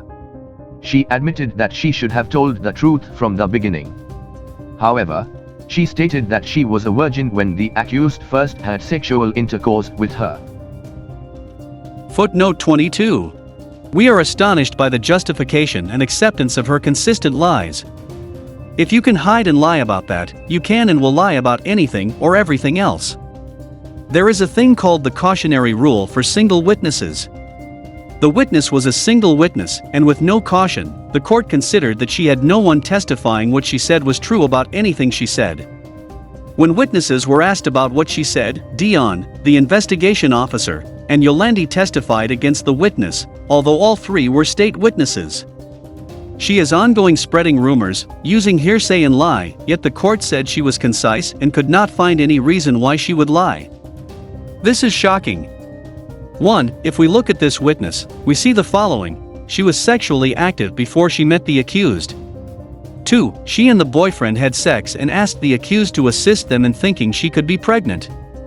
3. She then accuses the accused of rape and later a sexual relationship. After that, while in school, she still shows the sexual activity as a minor and fall pregnant while in school, and the state and court see her as the victim here. We cannot overlook her character, nor her behavior. She is a compulsive liar. She is not honest to the SAPS, the state or the court. She admits to making things up, lies, and her story she is telling does not add up. And with all of that, the accused supply evidence proving that he was in no discussion with the witness about the rape or anything related to sex. All of that, and the court could not find any reason to think just maybe she is lying? We now are of the opinion, the court would not have made a different decision either way. He just had to make an example of the accused as stated in the sentencing judgment. Cross-examination, page 212, paragraph 4. Court. I am sorry to ask you this. But, at the time of this intercourse, were you still a virgin? Kayla. Yes. Court. Did you sustain any injuries during the intercourse? Kayla. No. Court. So, I take it that you never went to see a doctor or consult a doctor after this? Kayla. No. Footnote 23. No DNA or rape kit equals no physical proof of rape. The defense advocate did ask the witness if she reported the rape, and her excuse was she was scared her mom was going to stop her modeling. That does not sound like a person that was traumatized by rape. Accused notes. She lied blatantly about this, which means the person who had a sexual relationship with her Spiros, which at that time I believe was older than me, was sleeping with a minor, and the state did nothing about this. The state ignored this, yet used the excuse for lying under oath in court because she was scared. She said before the rape we had a sexual relationship. What was she scared of then? This is nothing more than an excuse for the court to make her version believable, although all she did was lie in court, changing her story every time she was caught out. The court justifies her lies and ignores the facts and evidence left by the defense. Judgment Point Q. She was adamant that the accused had sent her the BBM messages, and denied the allegation that she was a pawn in a game that was being played by Ravi Raja and Dion against the accused. Further, that only the accused knew that it had to be the accused who sent her the BBM messages, as he was the only one who knew that they had sexual intercourse at his house, as stated on the last page of Exhibit D. Cross-examination page 255 paragraph 2. Pinar. So, what I want to put to you, Miss Kemp, is that you are merely a pawn in a game that other people are playing against Dottie. That is what I am putting to you. What is your response? Kayla. I do not understand. Pinar. You are being used, by other people, to frame Dottie. Accused notes. Kayla knew that those BBM messages did not come from me. She spoke to Ravi simultaneously. The state gave a message from Ravi to Kayla with the messages they claimed to be from me by accident. So, Kayla, Ravi and Dion, as per the evidence handed in, showed they were, in fact, discussing how they were going to frame me, that the details were not that I could be the only one knowing about it. Still, the person pretending to me knew exactly everything about this. Judgment Point R. She stated that the consensual intercourse took place at the accused's house before the camp the models attended at Deras, and that the rape had taken a week after the camp mentioned above. She stated that she felt disgusted with the accused after the consensual intercourse and felt like a prostitute. Cross-examination page 283 paragraph 1. Pinar. Thank you, my lord. Court. And where did this relation take place? Kayla. In his house. Court. Can you recall the day or the date of the month? Kayla. No. I cannot. Court. Sorry. I did not hear you. Kayla. No. I cannot. Court. Is there any reason why you cannot recall the day, date, or month when this took place? Kayla. No. Court. The second time. When was the second time that you had consensual intercourse with the accused? Kayla. In his house. Court. When was this? Kayla. Also almost, just before camp. His kids were there. Footnote 24. This is another example of selected memory loss. The witness states that there was sexual intercourse with the accused at his house. The court questioned her and asked her when this took place. She can't remember. Then it was also not the first time, and she testified there was also a second time. This, according to her, happened just before the camp in August. There was no camp until February 2011. Here are the things the court is not considering. The rape, according to her, was at the start of September 2010. She only joined the classes in late July 2010, and within 1 month, she now claimed they had a sexual relationship to pay for her modeling classes. After enjoying sex without force, the accused asked her to shoot where he decided then to rape her because, according to the witness, his reason was that it was the right thing to do. I have to ask, why did he not then keep on having a sexual relationship, much more minor issues? Why the trouble of raping someone that's already giving you the pleasure of sex willingly? She then makes one massive mistake, and she claims that this relationship happened at his house, knowing he is a single parent, assuming there will be no witnesses to her mad lies. She is accusing him of having this relationship at his house, which is not his, and it is also not any residence. It is his parents', and it is a home-based business with staff. There was no explanation given how the accused managed to get to his parents' house, nor could she remember what the house looked like inside. All that meant was that she never went into his parents' house, as the accused parents testified it. The witness made vivid accusations where they had sex. When she got tested on that, she changed and suddenly corrected her claims, and on that got caught out again lying. She claimed there was a couch in his bedroom. When the defense proved that she was lying, she changed her version to say it was a couch in the living room, and she just could not remember where the most prominent place in the house was. This is causing more doubt that the witness spoke the truth about anything. There was no evidence that this was true. It was a big lie. Accused notes. Again, the timing is a problem. I only met her in July of 2010. Within a few weeks, we had a sexual relationship as payback because she could not pay her fees. The fees were not discussed, her mom never came to testify to affirm the evidence. Just after Pinar pushed her, she blatantly forgot when we had this sexual intercourse. She then made a big mistake as she could not keep track of her lies. She said the second time we slept together was a few days before the camp, which was 6 months after the alleged rape.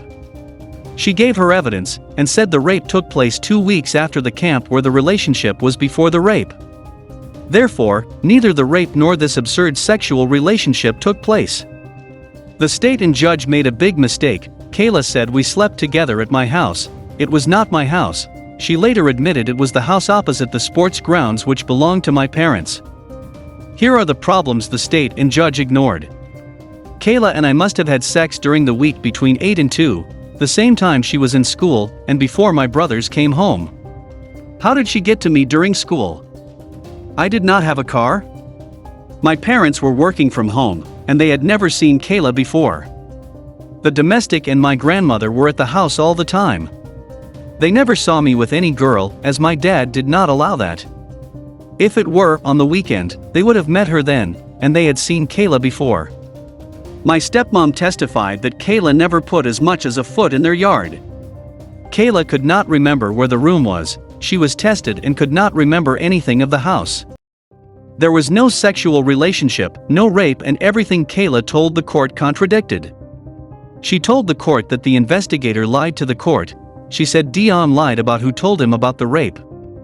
She admitted to Advocate Pinar that she indeed is lying and making things up on many occasions. She could not remember things where she was caught out lying. She could not tell her left from her right. She did not bring one witness to court to bring any evidence to prove what she told the court. Judgment Point S. She did not confide in her cousin about the sexual relationship she had with the accused, as she was afraid that her mother would find out, and further that her mother had not known that she was having sexual intercourse with the accused. Further, she did not divulge this fact to the investigating officer, as she was disgusted with herself and scared to have divulged this fact to the state counsel. Judgment Point S. She did not confide in her cousin about the sexual relationship she had with the accused, as she was afraid that her mother would find out, and further that her mother had not known that she was having sexual intercourse with the accused. Further, she did not divulge this fact to the investigating officer, as she was disgusted with herself and scared to have divulged this fact to the state counsel. Accused notes. These statements prove that Kayla, from the days of telling Dion, Ravi, Dominique, the state advocate, Sasha from Carte Blanche, was lying and in court making stuff up. It was not in her statements, not in her chief evidence. It only came about when Pinar caught her lying about her being a virgin, and when we requested my laptop to prove the disco shoot photos. Judgment Point T. She stated the only reason she made such disclosure during her cross-examination was that the defense had requested the accused's laptop computer. She was afraid that they would have found something relating to her consensual sexual relationship with the accused if he had made a recording thereof. Cross-examination, page 287, paragraph 1. Kayla. Because I was scared they would find something on the laptop, in case Dowie recorded it. Pinar. What do you mean by this response that you were scared that they would find something on the laptop? What do you mean by this? Kayla. Because they were asking for the laptops, I was scared Dowie recorded us having sex. It would be on his laptop. Footnote 25. The witness gave herself away, claiming that she was scared that the accused recorded him having sex with a minor. This does not make sense. Why would the accused incriminate himself by recording himself having sex with someone he should not have sex with? We looked at the context and cannot agree with the court. The witness knew that they never had sex, and that way, no recording was possible. The only logical explanation was that she knew that the defense had evidence to prove her lies, and she got scared and wanted to change her rape to consensual sex. It was a way to mitigate her lies. That did not work out well for the witness. The state advocate and the court are ignoring that the state would have found evidence against the accused if there were any naked photos or sex videos of the witness and the accused. The SAPS and the state were well aware of that fact. Yet, the state advocate still argues that the witness lied because she was scared of something the state knew did not exist. This argument offers nothing more than proof that the court, ongoing, accepted the witness lies and, every time, justify it and made excuses on her behalf. Should judges not be unbiased? Accused notes. This again has no basis for accepting Kayla's lies referring to the sexual relationship. The police were investigating my laptops for anything related to child pornography. The state did not find anything related to Kayla on my laptop. The request was made in court. Kayla was not scared because of potential sex tapes, as there was none to start with. She was scared because she did not know what to accept, and when Pinar questioned her on that, she got scared and was caught out and immediately made up that we had consensual sex, and that all before the rape to justify her claims for the reason why we had sex. Judgment Point U. She appeared on carte blanche because she felt pressured to do so and was afraid for the matter to have been reported to the SAPS. She subsequently spoke to the investigating officer and gave them a short version of the events so that they could leave. 43. Judgment Point V. She was adamant that she was telling the truth relating to the 2 previous consensual sexual encounters with the accused and the rape. She stated that she felt disgusted after the rape and felt lost and let herself go. She further realized that her mother was correct and that she should have listened to her and not started modeling classes. Footnote 26. This has no meaning. Her opinion does not overpower testimony and evidence. She, not the state, did not prove a sexual relationship. Judgment Point W. She explained that she had cried through most of her testimony, as it was an emotional struggle from the very first day, as the accused had promised her a modeling career, which never materialized. 44. She felt disgusted with herself as she viewed herself as a prostitute on the basis that she had consented to sexual intercourse with the accused on the 2 occasions, as he was sponsoring her. Footnote 27. Okay, we took it upon us to look at her modeling background, the length of her career, including her achievements as a model, to establish any promise where she can get to as a successful model. All this happened within the first 2 months of her modeling career. She has no previous experience and she is only a novice, still doing classes and not qualified as a professional model.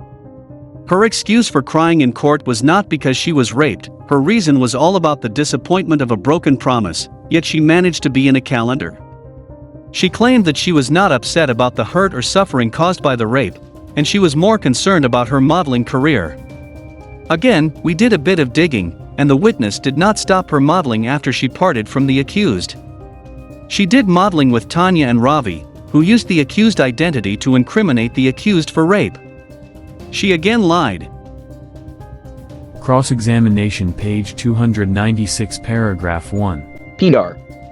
Sorry. Hold on. It has been an emotional struggle from day one. Why?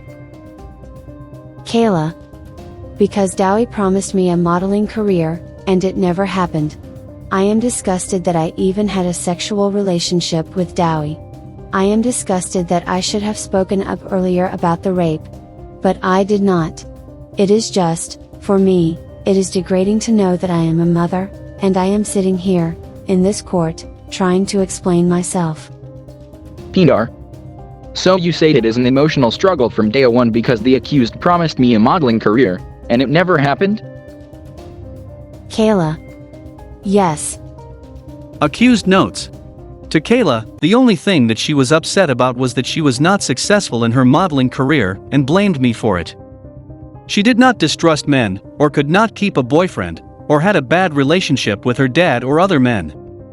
However, she could still put blind trust in other photographers, pose in shoots at a young age that was very provocative, and have children while in school, yet the only thing to her through all of this was she was upset because I did not make her successful.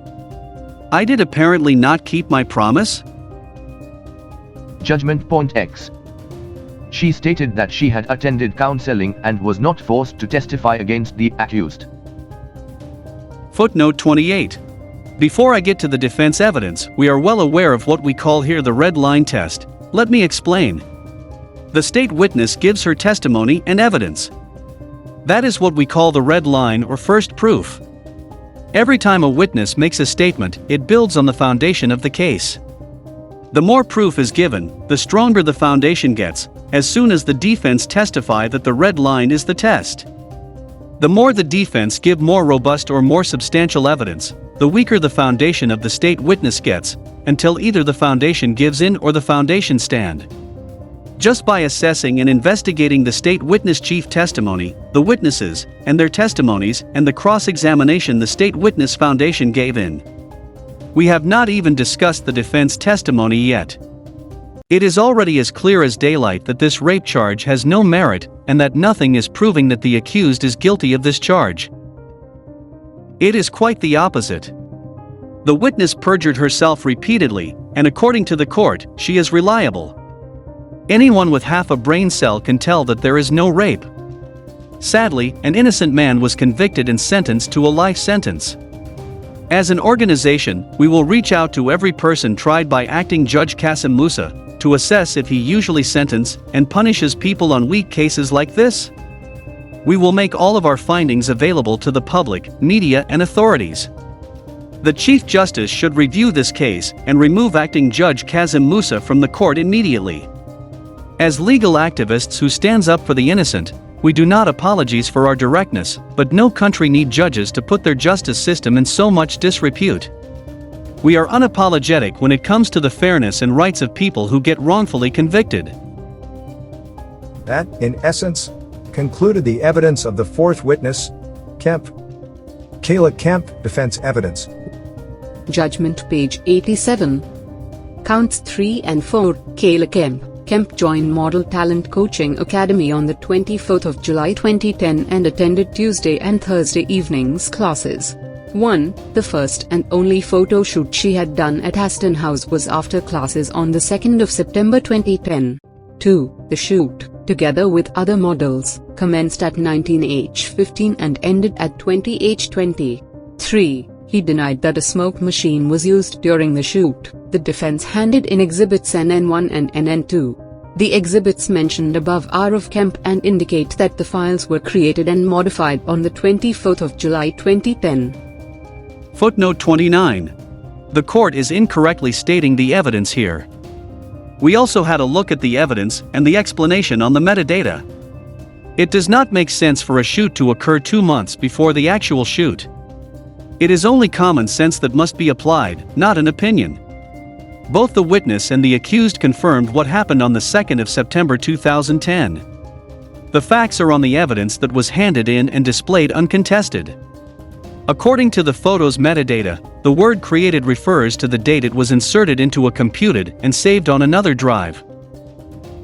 The SLR camera uses an SD card. When the photo is taken, the camera store, modify, a picture and save it on the SD card. That is the time and date of the shoot, and this is not modified data outside the function of the camera. The date on the metadata confirms the shoot date, an undisputed fact. The access date changes when you open the photos. It is a usage trace data function. This was thoroughly explained and not disputed during the accused testimony. The court makes a bold incorrect claim here, that the metadata was tampered with. The court failed to mention that when the accused got access to this information, photos, it was done in court, in front of the SAPS, the state advocate and clerk of the court. There was no tampering. The state did not make such an argument, and the court accepted that evidence. Accused notes. Kayla did confirm this. The photos prove that there was no smoke machine or disco lights in the photos to prove Kayla's version. This does prove that she is lying and that the rape never took place. The judge said that the photos were created and modified on July 24, 2010. This is factually false. A. The dates on the image are as follow. I. Created, date it was saved on my computer, October 5, 2010. 2. Modified, date the photos were taken, when the camera was used and modified, made, the image and stored it on the memory card. September 2, 2010. 3. Accessed, was when we were in court saving it to a CD. The judge made this statement up, the transcript where the CD with the photos of Kayla is not available. PNR specifically dealt with the authenticity of the photos and the metadata, where it was explained to the court, and there was no objection by the state or court. So, the judge is implicating that we changed the metadata, and there is no proof of this. I have it in hard copy, and there is no date of July on the disco shoot photos as stated by the judge. He did that to satisfy Kayla's version. He had no intention to be fair and acknowledged the evidence as all parties accepted it. Judgment continues. He denied that he wrote the messages contained in Exhibit D. He denied that the BBM pin belonged to him. He stated that his BBM pin at the time was 28377B7 and not 274C541 as per the documents handed in by the defense. He denied that the BBM pin in Exhibits H1, H2, H2B, H2C, H2D, H2E, and H4 were his. He confirmed that the pin on Exhibit H2A belonged to him. In addition, he denied writing the messages as contained in the exhibits mentioned above. Accepted it. Footnote 30. The court is correct, that was a fact, yet to the court, it meant nothing. The difference here is that the witness did not have the originals that the state advocate used. The accused had his own set with the exact same name display with his own BBM profile and PIN and that of the fake profile and PIN. Again, that was not the only proof, and the defense gave over 200 documents and emails confirming their evidence. We managed to get some of them. It is undeniably shocking to see the court ignore such compelling evidence to dismiss the evidence of the accused to accept a single witness word despite all the inconsistencies, lies, inaccurate dates, times, places, and no one to corroborate her version. The court further ignored that the state's witnesses, and said that this witness was lying. She admitted to lying to the judge and everyone else during her time in the witness stand, yet the court took the word of a single witness more than anything else. Accused notes. The BBM pin 274CE541 is proven that belonged to Ravi, not me. The evidence was overwhelming and not dealt with by the judge. We gave emails, letters, posts on social media to prove that my profile was cloned years before I knew that it would be used in court. This was all dismissed, yet the judge accepted and used evidence that was not accepted by my counsel. The court again had no intention to apply the factual evidence to satisfy the evidence given to the court, yet leave it out on purpose to satisfy Kayla's accusations. Judgment Ponex continues. He confirmed that he was the author of Exhibit O, was handed in by the defense. In essence, informing the recipients that someone had copied his profile picture and status. Further informing them, inter alia, that I will be back in Johannesburg on Wednesday and the mother, model and myself will open a case at the SAPS, as we already found out who this person is, and get him arrested. In addition, he wrote an email to Ford Models requesting information regarding the information of the individual who had given out that she worked for the modeling mentioned above agency. The defense handed a copy of the email as Exhibit PP. He confirmed that Danica Bischoff was one of his models, but denied being a finalist in Elle magazine. Accused notes. The judge mentioned the exhibits and handed in the evidence. He does not deal with it where it is clear that the above-mentioned BBM pin did belong to Ravi and not me. It is the point I am making in point above. Judgment Point Y. He denied that he ever had consensual sexual intercourse with Kemp, and further denied the allegation that he raped her. He stated that the allegation of Kemp that he had consensual intercourse with her at his residence is false. In support thereof, he stated that his parents never allowed him to take girlfriends home, and there was always someone at home. He admitted that he gave her a morning after pill, but that had nothing to do with the rape. It dealt with another discussion that he had with Kemp. Footnote 32. Again, these are facts with witnesses corroborating his evidence. It has merit. The defense does not have to prove themselves to be innocent, the state has the onus to prove the accused guilty beyond a reasonable doubt, and all we have seen so far is doubt from the victim, not the accused. His evidence is overpowering the victim in all regards to her accusations. Judge. Accused notes.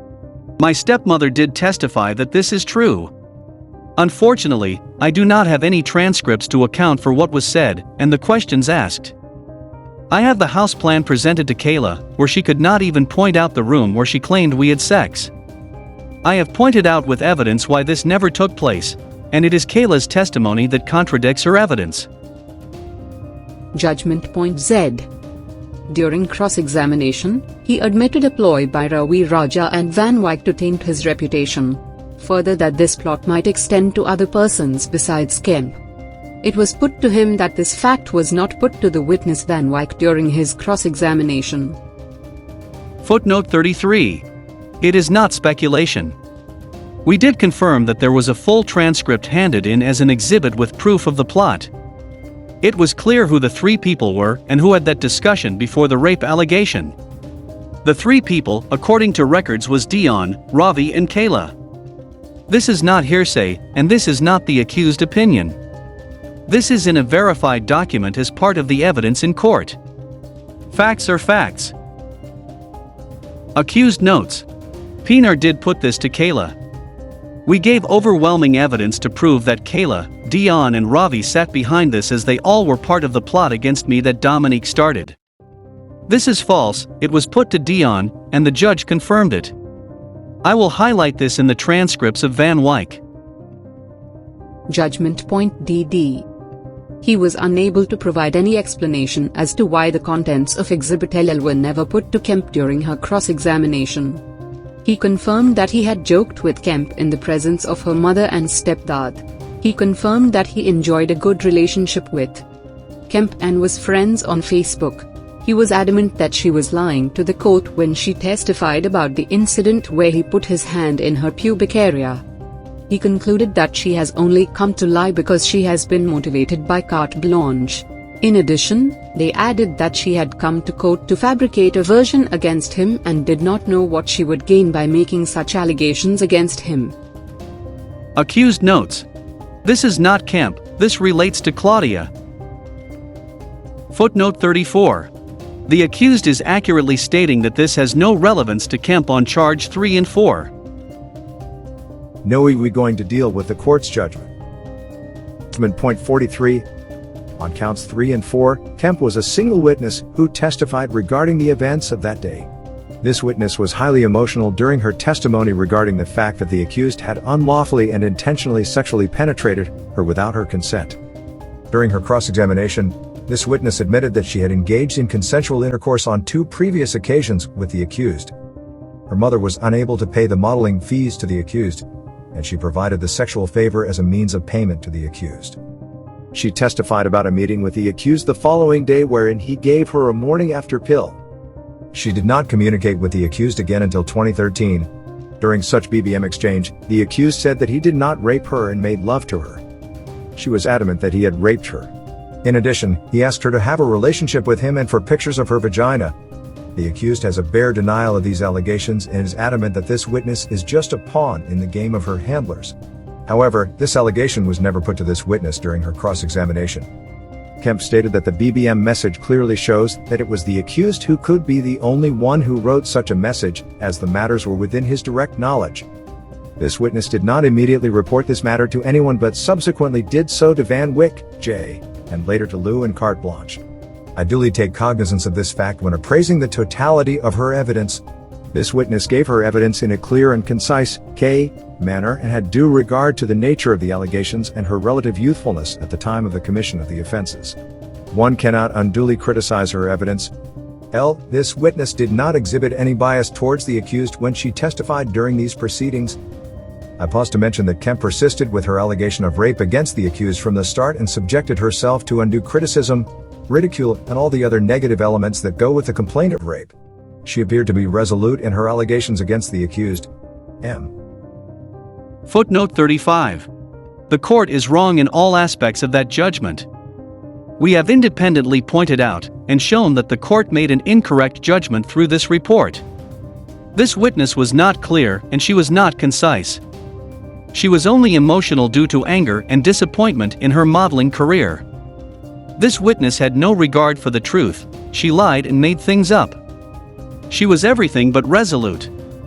This witness had no backing in any of her accusations, everything the state used, e.g. the BBM messages, was proven to be from Ravi and not the accused. The court was so caught up with her tears that it clogged up his ability to judge this case on merit and truth. He is so distorted by the media that he had to make false statements, misinterpret, and voice facts based on the evidence presented by the defense. This court had no interest to give the accused the benefit of the doubt, despite his accurate and consistent version and evidence. We have studied the leave to appeal. It was also evident that this judge has no concern for the proof and truth. He hides behind his power and authority to dismiss the accused and remove an opportunity to voice all these findings in a court that would overturn his judgment. Is that maybe why the defense's entire court record also disappeared? Accused notes. I have provided a lot of evidence that prove Kayla could not have been raped or had sex without her consent. The main fact remains that her evidence contradicts her time and the placing of the alleged rape. The camp, the disco shoot, the photos and BBM messages, her first reporting, and no eyewitnesses, no DNA evidence, and no collaboration of any witness she mentioned. All of that contradicts her testimony. There was no evidence led by the state or Kayla that I met Kayla the next day to give her a morning after pill. She said it was given to her at the next modeling class, which was the next Tuesday, 5 days later. The court wrongly stated that we did not put it to Kayla, it was put to Kayla, and the judge still explained it. Van Wyk said she did not tell him, Ravi told him. She said her cousin could have told Ravi, but she never told her because she was scared, another contradiction and lie. The judge said Kayla's evidence was clear and concise. With clear evidence, Kayla was nowhere near clear or reliable. The Law. Common Law Dictionary and Black's Law Dictionary 2nd ed. Let's look at what is clear evidence. Evidence that is clear, unambiguous, relevant, and reliable proves something beyond a shadow of a doubt. And also, what is the meaning of being concise? Concise, giving a lot of information clearly and in a few words, brief but comprehensive. Kayla was not concise, she kept on forgetting, changing and lying about her evidence. So, for the court to say he cannot criticize Kayla's evidence after all the contradictions, lies and memory loss where she was caught out lying is proof that the judge had no longer the interest of justice in interest, rather the sensation of persecuting and imprisoning the accused to make a point out of him as stated in the judgment. This judgment is shocking. You would have seen by now, we at Palaver is not blind to the enormous injustice that was done to Mr. de Villiers. We only looked at what is available, and on that note it is important to note that 95% of the facts comes from the state records and statements. We have made further notes to prove the intent of this conviction. Here are 39 more lies not mentioned in the judgment. With each point you will see a footnote with a further explanation of our findings. Point made by the accused and verified by Palaver. 1. Page 175. Said she had to walk around in her bra in the studio. If she tells her mother she will let her stop her from doing modeling, that it is okay if the other people see her, it will not be the first time. Footnote 37. Hearsay from Kayla. 2. Page 176. She asked her uncle to bring her to the academy, because her mother did not have a car. That is false. Her mother drove a Ford. Her uncle was never at the studio. Then she said she could not ask her uncle to bring the bikini, because they were not close. This uncle did not have a name, nor did the state call him to testify. She also said that her father picked her up, so they don't have a car, yet he had a car to pick her up after the rape, yet her uncle must bring her to the studio. Footnote 38. Fact, well observed. 3. Page 178. She blames the BRA for the rape. It is because of the bra that I alleged raped her. If she had only walked in a bikini top, the rape would not have happened. Footnote 39. Fact, but more importantly hearsay. She did not provide the court with the bra or a description of it, not was there any photos of her in a bra. 4. Page 179, she claimed her upper body was bent over the armrest of the couch, this while I held her two hands with my one hand and with that position still managed to get a condom out of my pocket, put it on with one hand and rape her. The court did not mention that if I had a condom in my pocket, the rape must have been planned? So why would I walk with a condom in my pants pocket? Footnote 40. Fact. 5. Page 182, she said while I pushed her upper body over the armrest holding both her hands above her head, I unbuttoned my shorts, I took out a condom, I opened the condom with my teeth, put the condom on my penis with my one hand and she still could not get up. Footnote 41. Fact, her argument was not proven. 6. Page 183 Pinar caught her making up the lie that the music was loud. Pinar put it to her that she is making up lies, and she agrees. Footnote 42. Fact. 7. Page 184, Pinar asked her if she asked me why am I raping her. She said I said I was doing what was right. Pinar asked her if she asked me what I meant by that. She said she did not think about that. Footnote 43. Fact, she had no answer because she was not raped. 8. Page 185, she said she arrived late afternoon. When she left, it was dark. During her chief testimony, she said she left early, as I have demonstrated regarding the time frame of the alleged rape. Footnote 44. Fact, her version was destroyed by that lie. 9. Page 185, she claimed that she could not scream for help because no one was working. Then when she was questioned, she changed her answer and said she think no one was working. It was a normal work weekday. The guards are there 24 hours a day. Footnote 45. Fact, her version was destroyed by that lie. 10.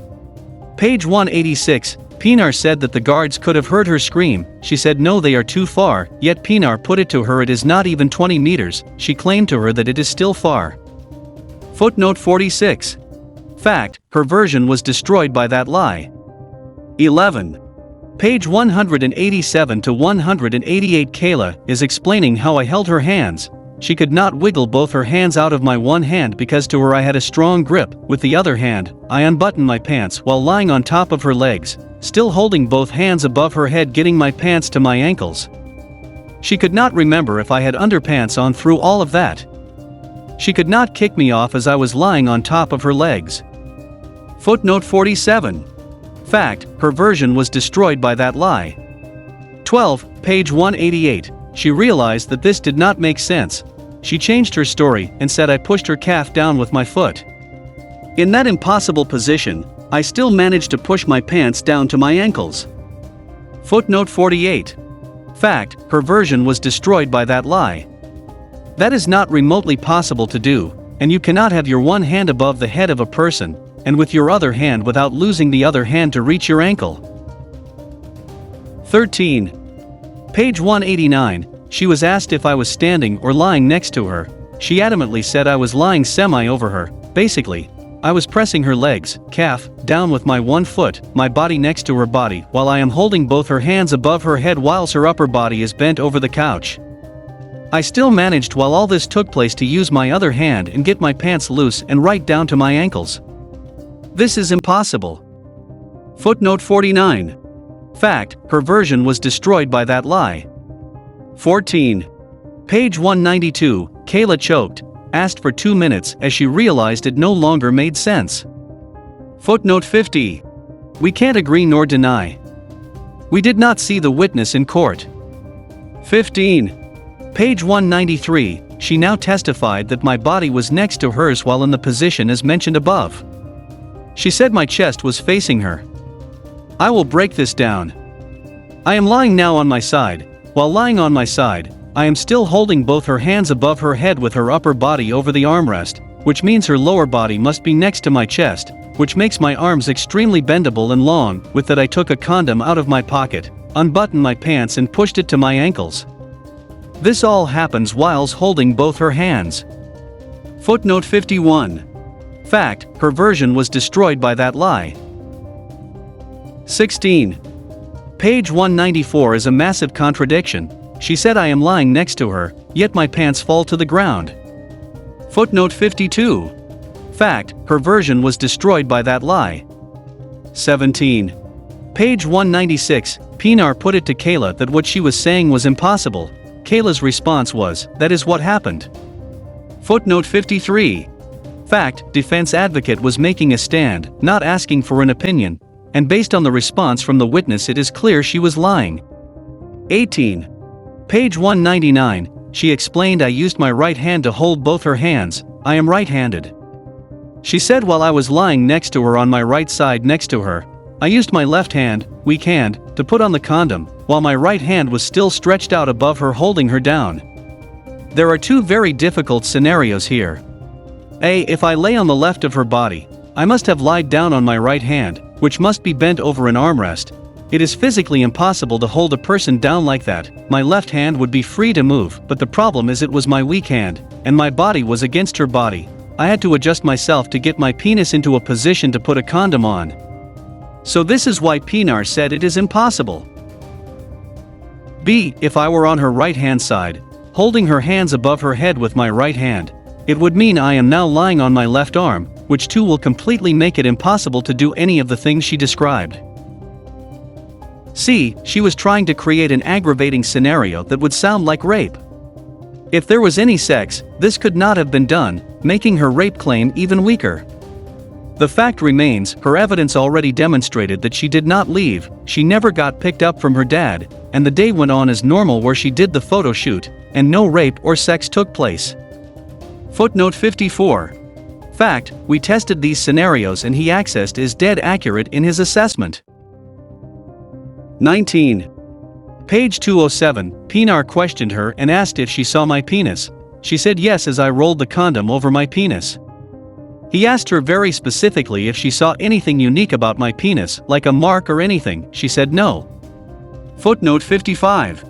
Fact, her version was destroyed by that lie. The court also did not deal with this evidence. 20. Page 208, this is yet another impossible position. Half her body was over the armrest, which means that her buttocks must be close to the armrest. The armrest is in a higher position, she was on the couch, which means her bum and legs was flat, my chest must be still next to her lower body. I am still holding both hands, without moving her down.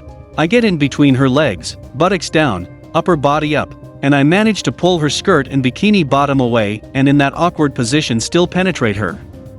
She made it clear that what I just explained is, in fact, a fact. This then must mean that I must have a penis at least half a meter long? It is impossible to go up in someone while that person's bum and vagina pull downwards. Footnote 56. Same as point 54. 21. Page 218, she admits to lying to the court about being a virgin. Footnote 57. Fact, her version was destroyed by that lie. 22. Page 240, page 249. This is the messages between Ravi, Dion, and Kayla with the plot. Footnote 58. Fact, her version was destroyed by that lie. 23. Page 249 to 255. I gave evidence with Ravi pretending to be me.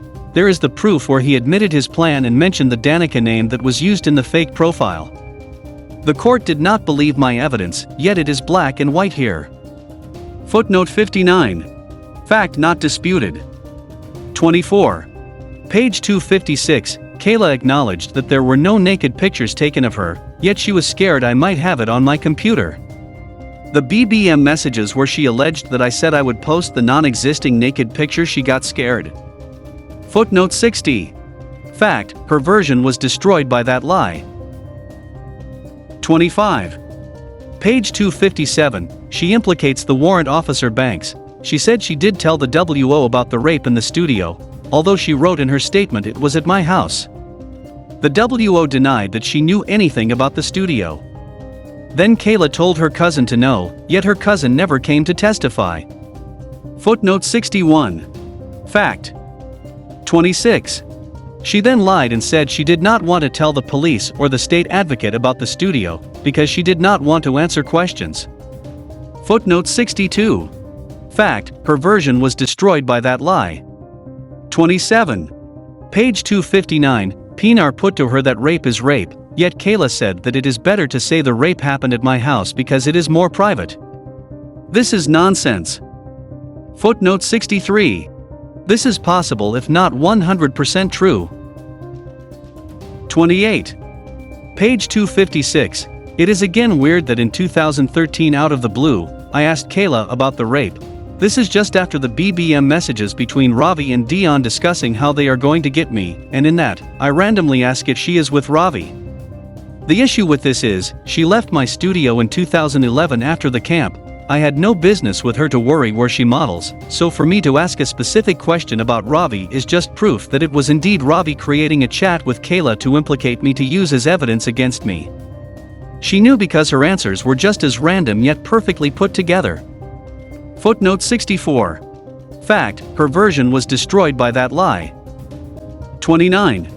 Page 273. Kayla's evidence said the camp was 2 weeks before the rape, the time during the rape. She now said that she told me at the camp that she no longer wanted to have sex with me, then 2 weeks after the camp, I raped her. This is not true, and the camp took place 6 months after the disco shoot. I never saw or spoke to Kayla again until I saw her in court. This is a massive lie, and she is misleading the court. Footnote 65. Fact, her version was destroyed by that lie. 30. Page 275, Kayla, in her evidence, said I called her alone into the room at the next class, the Tuesday, to tell her she must stop telling stories about my company, where she makes a statement that a lot of models knew what happened at the camp. And it was because of that reason why I called her into the room to tell her she must stop, and this was not possible. The camp took place 6 months after the disco shoot, so then there was no next class, no calling them separately into a room, no handing her a morning after pill, no rape, everything is just made up and not possible. So how can the judge say she was precise and such a reliable witness if nothing she stated is not possible? Footnote 66. Fact, her version was destroyed by that lie. Plus we also question the court's statement and finding. 31. Page 282, the judge asked Kayla how long after we agreed to have a sexual relationship did we have sex with, she said 2 weeks. This then means we must have slept together by the beginning of August 2010, and she claimed to feel bad about all the money I paid for all her shoots, and to do modeling. The lie is clear, and she only did modeling training at the studio, which was her $250 per month. There were no shoots yet, I paid no money for any shoots that could not have taken place yet. She only did the disco shoot, which was a free shoot. She said she left before the shoot, yet she cried by Dion that she never got those photos. The only other shoot I know of with us she took part in was at Do Rust 6 months later. It was a sponsored calendar shoot. So again, it is just proof that the rape just could not have happened, and her excuse for agreeing to have consensual sex with me does not add up as per page 282. Footnote 67. Fact, her version was destroyed by that lie. 32. Page 284 she said at the camp I was only sleeping with her, but she knows that I slept with many other girls. There was no proof of this let by the state. It is hearsay. Footnote 68. This is an interesting point, this show motive why she lied, it was revenge that the accused showed no interest in her. 33. Page 284 she said the next time at my house, she was watching my kids, Yolandi was a state witness, and my children, and that was never mentioned to any of them to confirm this. Footnote 69. Fact, her version was destroyed by that lie. 34. Page 287. If the rape took place after the camp, it must have happened in March-April 2011. The disco shoot took place just as she stated in her chief evidence that it took place on September 2, 2010. So here is she lying again because she cannot place real time and real events together? Again, it was like she was sticking to a script with wrong facts. Footnote 70. Fact, her version was destroyed by that lie, undisputed, and no explanation given by the state. 35. Page 295, Kayla now tells the court I took her virginity, yet she admitted to Pinar she had a sexual relationship with Spiros, who she knew what before she met me. Footnote 71. Fact, her version was destroyed by that lie. 36. Page 301, Pinar asked Kayla again about my penis. she do not remember anything that stood out.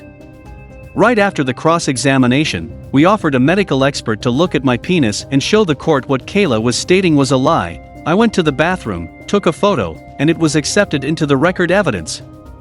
This was direct proof that Kayla never saw my penis, and the judge failed to deal with this evidence. Footnote 72. Fact, court accepted the evidence, and this was not dealt with by the court in the judgment. 37. Page 303. Kayla said to Pinar, "My children will testify that we had sex. The state never put that to me or my kids." Footnote 73. Fact, her version was destroyed by that lie. 38. Page 308. Kayla said no one was watching my kids, yet Yolandi, the kid mother, was there for that exact reason, and she never testified that Kayla was watching the kids. Footnote 74. Fact, her version was destroyed by that lie. 39. She could see from the pool that I had group sex with the models, and the door was open. Yolandi testified and said that was a lie. This proves that Kayla is a liar and is making stuff up. She is a compulsive liar, yet the judge doesn't see her lies. There is no way that the judge used the cautionary rule with Kayla. Footnote 75. Fact, her version was destroyed by that lie. Palaver's findings. As stated before, this is a sensitive matter, and as an organization, we are aware of the nature of the charge and the person mentioned. However, we must assess facts and provide an accurate non-compromised finding. We had to study many documents, and we again found that the accused was wrongfully convicted. There is no doubt that the court did not look at the rape charge in its isolated form. The court was wrong and misdirected itself by ignoring facts, evidence and taking the emotions from Kayla as more value, including the influence of the media over everything the defense argued. Looking at the evidence and the judgment, including the chief testimony and cross-examination, there are more than enough proof and doubt not to give a guilty finding. David is correct by calling the justice system out for failing him and his family despite all efforts to get a fair trial and a justice willing enough to assess the facts as set out in this report. I am taking my hat off for his accuracy and the amount of work put into his case assessment. I can conclude to say it is a disgrace to see how willing a sitting judge and a state advocate is to create a case to prove a point. This man is convicted and given a life sentence for something he factually did not do. This should not have happened, and sadly there are no consequences to the authorities involved. We will make this report available to the public and use all our resources to broadcast this on every news and TV channel to voice this injustice. This family approached the Supreme Court of Appeal, and according to them, there are no prospects. Not only did they just say no, but they did not provide the reasons why. We might not be a sitting justice, but to assess and investigate findings like this and see a specialized court deny a person the opportunity to appeal is causing us to ask many questions. We want the people around us the globe to start asking these very questions. We will attach all documents,